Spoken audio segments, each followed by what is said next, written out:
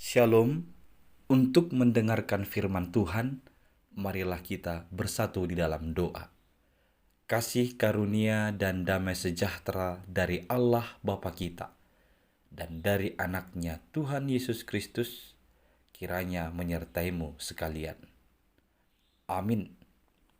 Ayat harian untuk kita pada hari Rabu 20 September 2023 tertulis di dalam kitab Mazmur pasal 112 ayat 5. Mujur orang yang menaruh belas kasihan dan yang memberi pinjaman, yang melakukan urusannya dengan sewajarnya. Bapak, Ibu, saudara-saudari yang dikasihi Kristus, belakangan ini viral banyak pantun di media sosial tentang pinjam meminjam dengan orang lain. Ada yang disebutkan ikan gurame, ikan gabus, ikan arwana, makannya tikus. Biar silaturahmi tidak terputus, pinjam dululah 100. Semakin kreatif orang-orang merangkai pantun untuk meminjam duit atau meminjam uang dari orang lain.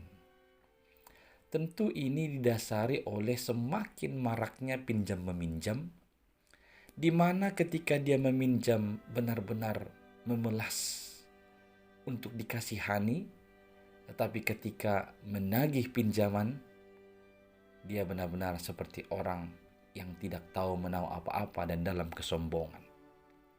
Ini membuat orang semakin banyak yang enggan meminjamkan orang lain atau memberi pinjaman kepada orang lain. Bapak Ibu, hari ini firman Tuhan yang disampaikan oleh pemazmur ini menyatakan mujur orang yang menaruh belas kasihan dan yang memberi pinjaman. Sesungguhnya tidak ada ruginya jika kita suka memberi, apalagi orang yang menerimanya sangat membutuhkan pertolongan kita. Suka memberi kepada mereka yang sedang mengalami masalah, mengalami kesulitan, akan meringankan perasaan mereka tersebut. Ada banyak manusia di sekitar kita yang sangat membutuhkan belas kasihan. Ada yang kesulitan untuk membiayai kebutuhan hidup sehari-hari karena pengangguran, karena dagangannya rugi. Orang-orang seperti ini sangat membutuhkan pertolongan. Bila pedagang merugi, tentu saja berharap masih ada pinjaman modal dan semakin laris dagangannya. Bila gagal panen, maka ia berharap pemerintah dapat menolongnya dengan cara memberi pinjaman lunak dan ada bantuan bibit serta pupuk bersubsidi dan lain sebagainya.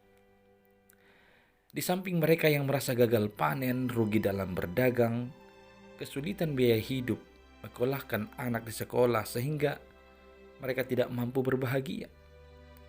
Namun, masih ada orang justru tidak berbahagia bukan karena kesulitan ekonomi atau pekerjaan atau merugi, oleh karena tidak tahu dan pernah terdorong hatinya untuk membantu sesama. Itu alasannya. Masalah seperti inilah dialamatkan nas renungan hari ini.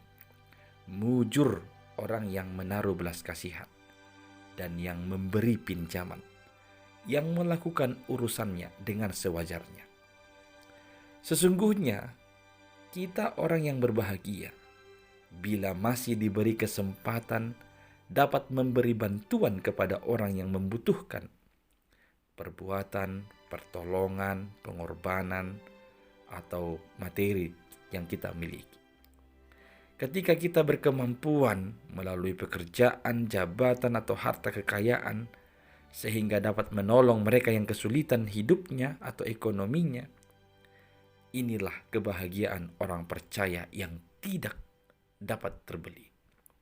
Kita menjadi orang yang beruntung karena pengorbanan kita membuahkan hidup bagi orang yang tersesak. Marilah semakin dipenuhi hidup dengan belas kasihan.